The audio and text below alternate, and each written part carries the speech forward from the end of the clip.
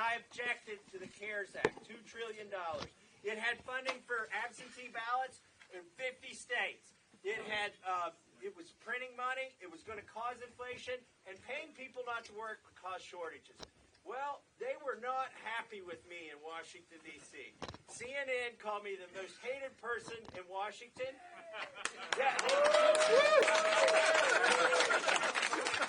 That's the first time they ever reported the news correctly. So I go to the floor to object. By the way, Congress, once I made the first objection, everybody had to come to Washington, D.C. and go to work that day. They hated me for it. Yeah. Nancy Pelosi called me a dangerous nuisance. We need more of those, right? But I was surprised Republicans were against me as well. Yeah, and I got a phone call while I was on the floor of the House getting ready to make the motion. It was from all zeros came up on my phone as the caller ID. Guess who that was? Trump. But I was busy, so I let it go to voicemail. And I knew he was not happy with me because he wanted to spend all that money. And he was panicked, and he was listening to Dr. Fauci. And so he called again, went to voicemail, called again, went to voicemail. Somebody tapped me on the shoulder, said, President wants you to call him back. So when they yielded some time for a debate, I walked out and called him back. He said, I'm coming at you like you've never seen. Never in your life before have you seen the way in which I will come at you. I'm more popular than you in Kentucky, and you know it. I'm backing your primary opponent, and you're going to lose. And I thought, well, so what do I have to lose now? So I made the motion and demanded the vote. But he said I should be thrown out of the party, and he called me a third-rate grandstander. I was trying to help him. I was trying to keep us from spending all of that money that was going to fund all of those absentee mail-in ballots. But I was getting no support from anybody. But after this blew over, I got a phone call from a guy that I served with in Congress for 6 years. One of the only people who had both a brain and common sense in Washington, D.C. He was the governor of Florida, calling to offer his support when nobody else would. And he said, you're doing the right thing. Stay at it. I know it's unpopular. He said, I am really unpopular down here in Florida with the politicians and with the president and with the press. But I know it's the right thing to do, so I am going to do it. And maybe in 2 years, people will realize why I'm doing it, and they'll understand that it was the right thing. And I thought at that moment, most of my colleagues can't even think past lunchtime, and he's thinking 2 years in advance. So I wanted him to be president, and I said right then and there, if this guy ever runs for president, I will back him to the fullest. That's why I'm here in Iowa and asking you all to caucus for this guy. Now I want to turn it over to my friend Chip Roy, the most conservative member of Congress. From Texas. So thank you, everybody. I hope you can hear me in the back. It's an honor to be here with the governor. It's an honor to be campaigning with my friend Thomas Massie. People ask me who my favorite member of Congress is. I don't hesitate. I say it's the almost as conservative Chip Roy from Kentucky, Thomas Massie. He's one of my best friends in Congress, and it is an honor to be here. I was here right before Christmas, traveling around the state. I have my 14-year-old son, Charlie, and my 12-year-old daughter, Virginia, with me. And I just got a call from Charlie from 70-degree Austin, Texas. And he's out sanding his 4-H project. He's got this cedar stump he's turning into a table, and he and my daughter are going to go take care of their goats. They have a goat show next Friday. As soon as the goat show's over, they're coming to Iowa next Saturday. So hopefully with like $1,000 in their pocket or something for a good deal with the goats. But look, I say that I bring my children up for a reason. I am hopeful that my son Charlie and my daughter Virginia will be able to look to the White House and have a commander-in-chief and a president that they can emulate and that they can believe in. I want somebody they can look up to. And Governor DeSantis is that man. Somebody who put the uniform on to serve this country and serve in the United States Navy. Somebody who has had a desire for public service and who has served the people in Florida, served the people of the United States in Congress. I want my son and daughter to be able to look at the White House with pride. I want them to be able to follow somebody and emulate that individual. And Governor DeSantis is that man. I think it's critically important that we have somebody who can deliver for the people. And Governor DeSantis has done that overwhelmingly. When I ran for Congress in 2018, I ran on 5 key principles. I ran on balancing the budget of the United States and stop spending money we don't have. I ran on restoring health care freedom so that you can go to the doctor of your choice. I ran on ensuring that we secure the border of the United States. Yes. I ran on making sure our military has a clear mission, the tools to carry it out, and the care when they get home. And I ran on a 5th thing, which was getting Washington the hell out of our lives. And those are the 5 things that I ran on. Now, on every one of those measures, Governor Ron DeSantis in Congress and as governor has stood on those principles and delivered on those principles. All right? Take, for example, spending. He voted against all the bad spending bills when he was in Congress, and when he got to Florida, he's taken their debt down 25%. He's reduced spending in Florida. Compare that and contrast that with all due respect, former President Trump, where we added $8 trillion to the national debt after we shut down the greatest economy in the history of the world, signing mega bills like Thomas had to go to the floor to try to object to stop. Why don't we talk about health care freedom? The governor stood up when we needed a governor to stand up against government shutdowns, vaccine mandates, and mask mandates. Governor DeSantis was the governor for freedom, when unfortunately the former president was empowering Anthony Fauci to shut down our economy and force us into the corners, force our kids into the corners, force our kids to be masked, force loved ones not to be able to go to hospitals. Never again can we allow that to occur. And it was Governor DeSantis that led us out of that and provided the liberty that gave us hope for our kids and for our families. Third, the border. Let's be very clear. Governor DeSantis has stood alongside Texas, sent National Guard. They passed legislation to help deal with ID checking in Florida to make sure that they're standing up against illegal immigration. He voted on all the right things in Congress. And to be very clear, in 2018, when Governor DeSantis was in Congress, he was voting for a strong border security bill, which unfortunately President Trump supporters say, oh, you voted against wall funding because he opposed the bill that President Trump saddled up with Paul Ryan to support, which was amnesty first rather than border security first. Now, let me be very clear. I supported President Trump in 2016 and in 2020. Mark Morgan, one of my best friends on border security. You know Mark, you see him on TV. He was the former head of Border Patrol. Tom Homan, the former head of ICE. I work with them closely to try to help secure the border. But here's the problem. I live in Texas right now. I had 6 children who died from fentanyl poisoning in the school district in which my family resides just last year. Our cities and our communities are getting decimated. We have a duty to secure the border, and we failed to carry out that duty in 2018 when we didn't pass actually transformational legislation that we could have passed had the president, former president, saddled up with conservatives in the Freedom Caucus rather than Paul Ryan and amnesty. Governor DeSantis won't do that. He will stand up for you to secure the border of the United States, and he will sign executive orders to end birthright citizenship, which President Trump failed to do. Final point that I'll make. We need a winner. Governor DeSantis won by 1.5 million votes in Florida. How many of you would have bet that that would have been possible 5 years ago? But he did it when they said he couldn't. They said, you can't take on Disney and win. He did. They said, you can't send a plane full of illegal aliens to Martha's Vineyard and win. He did. And not only did he win, he won 62% of Hispanic voters because the American people want us to lead no matter what their race, creed, or background. They want the rule of law. They want a free society. They want their country back. And that's why I'm here campaigning for Ron DeSantis.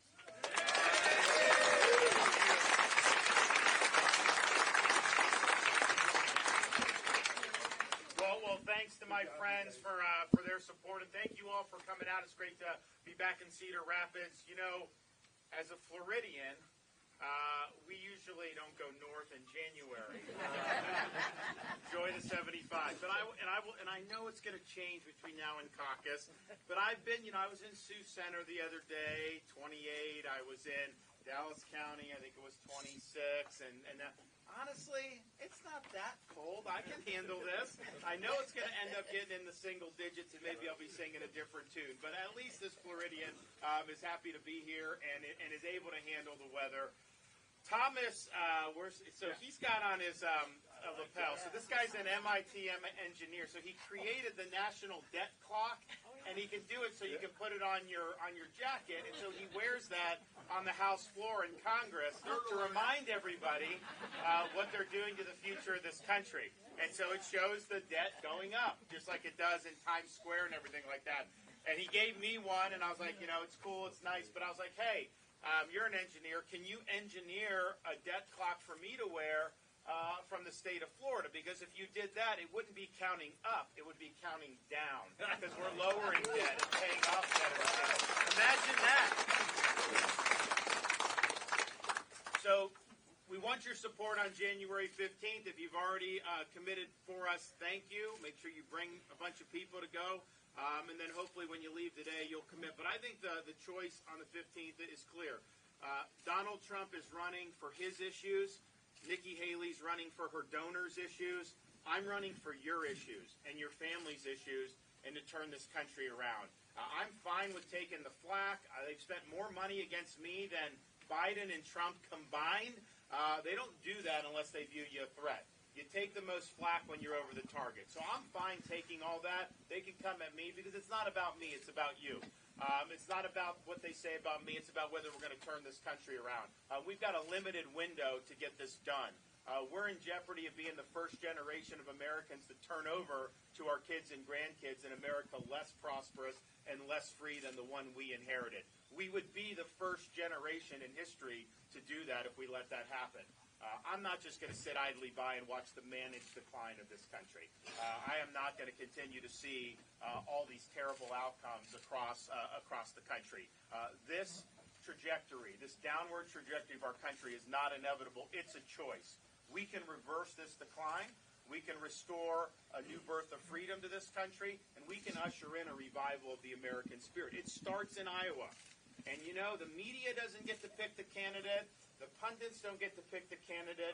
Some of these people don't think you should even bother with this. So we should just skip all this stuff. I actually think that the people matter. I think it's important that Iowans get to maybe render the first judgment.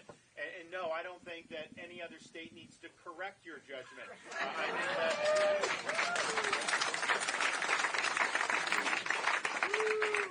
I'm the only one running who has a record of delivering on 100% of my promises. If you look, we ran with bold colors, not pale pastels. We made big promises, but we delivered on those promises in Florida, and in fact, we exceeded those promises. How many times do you elect people that actually over-deliver on what they say? Usually it's an over-promise and under-deliver. We've knocked it out on issue after issue. I mean, our fiscal, for example, we've cut taxes every year, run budget surpluses every year, paid down 25% of the state debt.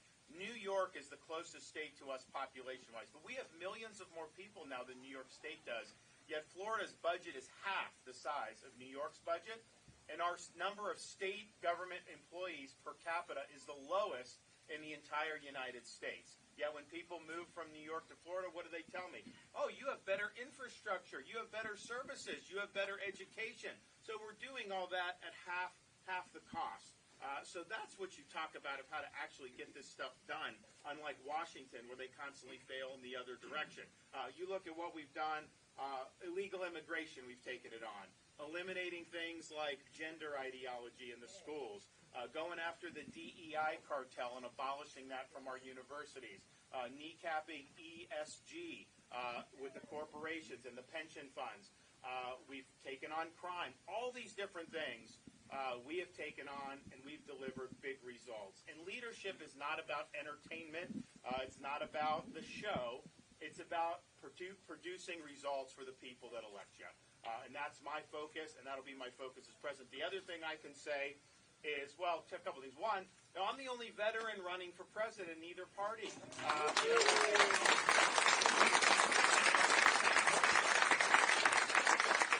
think when you look at what we have in terms of veterans issues with the suicides, it's helpful to have a veteran as commander-in-chief. But also the recruiting crisis and the lack of morale. We need big changes to be able to restore the military. Get it out of the woke stuff. Get it out of the politics and social engineering. Restore it to mission first. So we'll do that. We'll be the first president elected since 1988 in this country that served this country in a foreign conflict. And I think that that's something that will be meaningful to how I do the job. The other thing I can say I'm the only one that's done is all the people that are creating these problems, leftists, Democrats, all this stuff. I'm the only one running that has beaten these people time and time again. We beat the teachers' unions in Florida on school choice, universal. We beat Fauci on COVID and fought that battle tooth and nail. We beat Soros on crime by removing 2 of the radical prosecutors from Florida who refused to enforce the law. We beat the Democrats on election integrity and banned ballot harvesting and Zuckerbucks and have universal voter ID. And we count millions of votes on election night and actually reproduce the results before you go to bed. Imagine that. We've also beat the left by banning China from purchasing land in the state of Florida. No farmland, no land near military.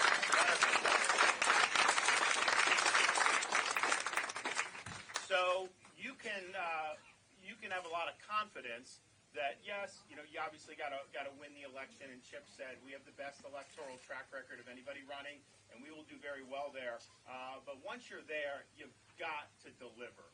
Because if we don't deliver, it won't be as bad as having a Democrat, but if we're not actually delivering, we're not going to be able to change the trajectory. So I will be able to do that, and you have confidence in knowing that I'm going to be able to do that. And I'll just say this. My wife and I have a first grader, kindergartner, and preschooler.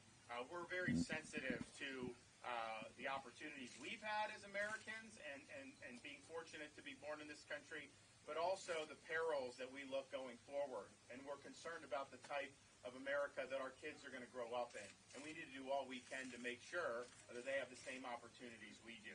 But we're also motivated by the debt of gratitude that we owe to people who've sacrificed for us in previous generations. When our founding fathers went to create the Constitution, they studied the history of every republic and the history of mankind because they wanted to get lessons that they could apply here in this new nation. But the only thing that all those republics had in common was this. Every single one of them had failed. And so they understood it fell to the United States of America to determine once for all, can people really govern themselves? Can you have a society based on the idea that our rights come from God, not from the government? That we live under a rule of law, not the whim of individual rulers? Or was mankind forever destined to live under various forms of despotism? And they fully expected that it would be this country, the United States of America, that would decide that question for the rest of human history. They understood just the fact that they created a constitution, that was just the ticket to the dance. That didn't guarantee anything. When Benjamin Franklin walked out of that convention, he was asked, did you give us a republic or a monarchy? And his answer was a republic if you can keep it. They understood that every generation would have to fight for freedom. I'm reminded of this. Anytime I go into Washington, D.C., if you fly into Reagan Airport, there's a particular route that the plane will take sometime that takes you right next to the National Mall. So if you look out the left side of the plane, you see beautiful views, very close, outside the window, the Lincoln Memorial, the Reflecting Pool, the Washington Monument, other monuments, the U.S. Capitol building perched on the hill. And you have a sense of pride as an American because those symbolize the ideals and principles that have made this country unique.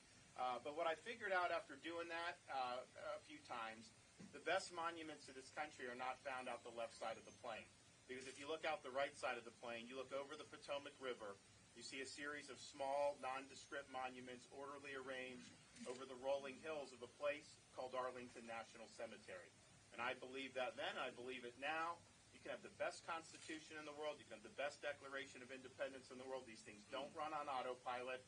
They require every generation to protect and defend and cultivate freedom, and sometimes put on a uniform, risk your life, and even give the last full measure of devotion for service to this country. Now, we're not called upon to make sacrifices of that nature here in this political season, but what we are called upon to do is to do everything we can to do justice to those sacrifices. What we are called upon to do is to preserve what George Washington called the sacred fire of liberty. This is the fire that burned in Independence Hall in 1776 when 56 men pledged their lives, their fortunes, and their sacred honor to establish a new nation conceived in liberty.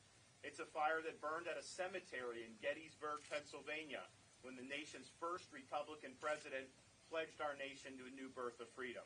It's a fire that burned on the beaches of Normandy when a merry band of brothers stormed the shores, defeated the Nazis, and preserved liberty throughout the world. It's a fire that burned at the foot of the Berlin Wall in 1987 when a resolute Republican president stood in front of that wall and said, "Mr. Gorbachev, tear down this wall," eventually leading to the dissolution of the Soviet Union. This is our responsibility, to carry that torch and to preserve that sacred fire of liberty. That is not a responsibility we should shy away from. It's a responsibility that we should welcome. If we don't do it now, when? And if it's not us, then who's going to do it? So I'm asking for your support on January 15th. I will be a candidate that will be able to win for the Republicans, just like we've won in Florida. But more importantly than that, as a leader, I'll always be somebody that conducts myself in office in a way you can be proud of. And most importantly, as the President of the United States, we will get the job done, and I will not let you down. Thank you all. God bless you.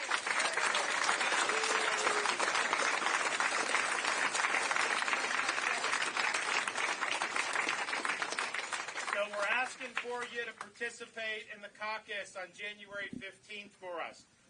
We have the ability to sign up. Please come in. Please get people. You're never going to be able to do a vote that is going to be more impactful than in this. There's not a huge number of people that are going to vote in this. And so if you go and you bring 3 or 4 other people, someone else goes and they bring pretty soon, that makes a big, big difference. And I'm confident with the organization we put together, the enthusiasm that we have on the ground, that this is something that gives us a great opportunity to change the trajectory of this country. None of the nonsense matters that you hear in the media and all this stuff once Iowans decide to weigh in. Ultimately, the people decide these things. So we'd be honored with your support.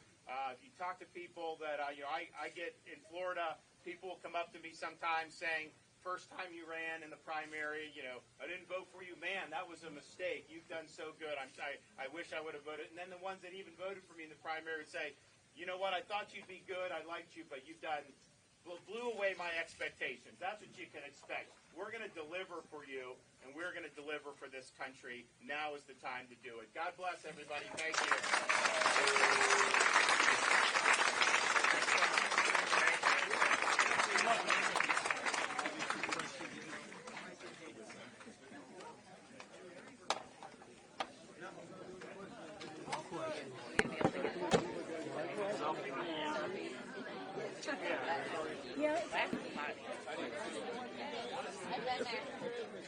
Yeah, it's great, isn't it? It's one of my favorite places. I've been there like 4 times. Hey, nice to meet you. Nice to meet you. Nice to meet you.